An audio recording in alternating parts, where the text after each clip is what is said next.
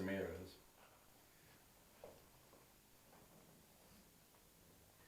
It says in Psalm 22, verse 14 through 18, I am poured out like water. Now this is written by David, probably, maybe even 1,000 years before this ever took place. He says, I'm poured out like water. My bones are out of joint. My heart is like wax. It's melted within the side of me. My strength is dried up like a potsherd. My tongue cleaves to my jaws. You have laid me in the dust of death. The dogs surround me. The band of evildoers have encompassed me. They pierced my hands and my feet. I can count all of my bones. And they looked at me and stared at me, and they divided my garments among them. And for my clothing they cast lots. What happens, and Matthew doesn't record this, but the Roman centurions, because it was one of the Gospels says the cloth was not knitted together, or there was no seams. It was just a nice fine piece of cloth. They asked to cast lots for his garments. Above their head, verse 37. Above his head they put up a charge against him. And again, just as I said, the charge was, this is Jesus, King of the Jews. At the time, 2 robbers were crucified with him, one on the right and one on the left. Those passing by hurled abuses at him, wagging their heads and saying, if you're going to destroy the temple and rebuild it in 3 days, save yourself. If you are the Son of God, come down from that cross. In the same way, verse 41, the chief priests also, along with the scribes and the elders, were mocking him, saying, you saved others, he can't save himself. He is the King of Israel. Let him come down from that cross, and we'll believe in him. If he trusts in God, let God rescue him now. And he delights in him, for he says, I am the Son of God. Again, they were mocking him. Verse 6 and 8 in Psalm 22 says, but I am a woman, not a man, the reproach of men and despised by people. All who see me sneer at me. They separate with their lips, and they wag their heads and saying, you commit yourself to the Lord, let him deliver you, let him rescue him, because he delights in him. Again, this is David writing. You can see how this is all coming to true. The robbers who had been crucified with him were also insulting him with the same words. Now, what we hear from Luke is that one of the robbers was probably most likely doing this. The other one finally says, hey, look, remember me when you come. And Jesus told me, he said, you will be in paradise with me tonight. So I mean, salvation is not, and again, this is, and we all know this, but it's just a constant reminder. Salvation is not something that we do for God. It was interesting in the Bible study in Luke for the students. We were reading in chapter 17, and we read this in Matthew also. But what happened was, Jesus is ridiculing the Pharisees and stuff like that, and then the disciples come up and he's telling you need to forgive, and the disciple says, how many times? And then Lucas says you need to forgive them 7 times 7. And then the next verse, or the next thing that the disciples ask in Luke's recording, it says, well then, how do we get our faith? How can we increase our faith? And Jesus says, hey, look, it's a mustard seed.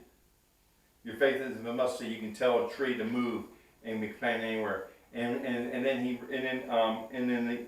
Luke, he basically says he was telling a story about a servant who had done all these things and worked all day, and then all of a sudden comes in and he says, what do you think the master's going to do with that servant? He's worked all day, he's done all that job. No, the master's going to say, I want to be fed. He's not going to invite the servant to come to the table. He's going to, I want to be fed. He's going to have to continue to work, clean himself up, serve him his meal, and then he could eat.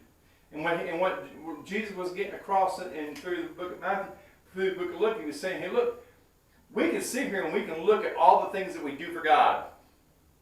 But God's not keeping a tally on that. What we do for God shouldn't be an effort for salvation. It should be a response out of love and allowing God to work through us. And that's what Jesus was saying here. It's not about us. It's, you say, hey, look what I did. He says, then go do it more. Because what it is God's not keeping a tally of what you do and say, oh yeah, you definitely need to be saved. What we do in service for God is out of love and out of faith in Him.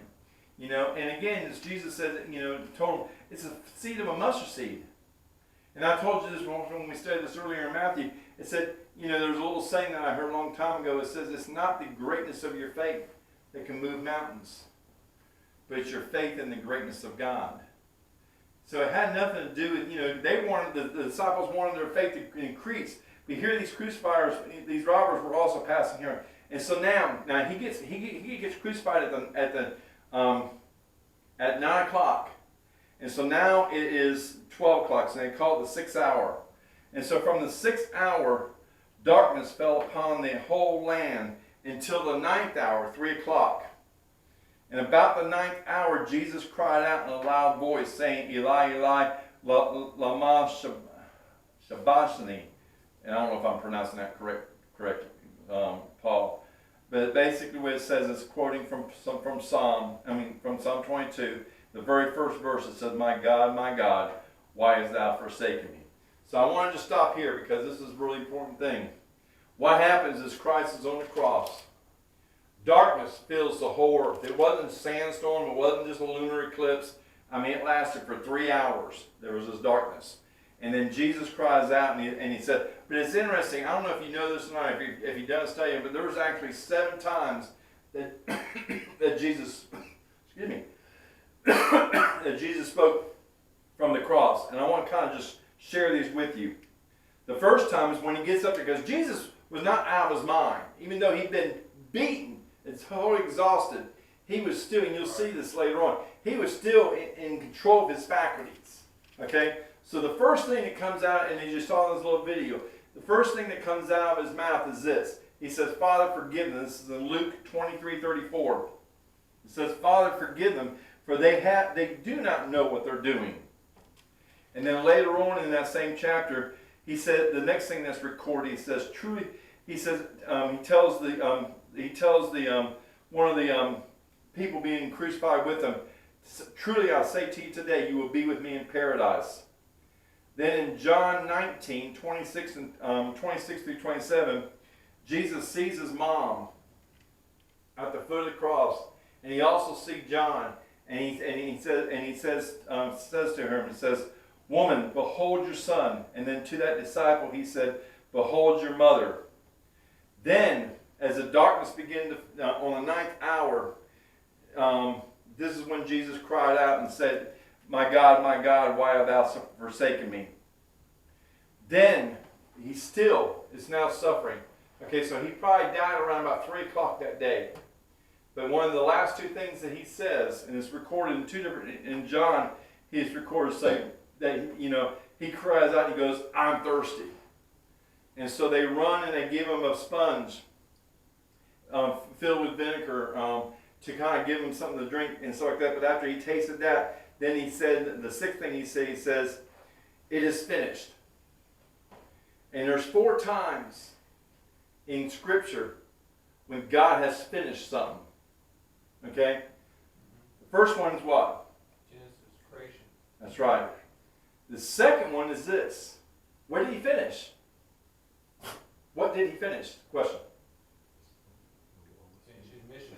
Huh? His mission. Yeah. He took care of the law. The penalty. He was the perfect lamb who died on the cross for the sins of all people. We don't have to have that sacrifice anymore.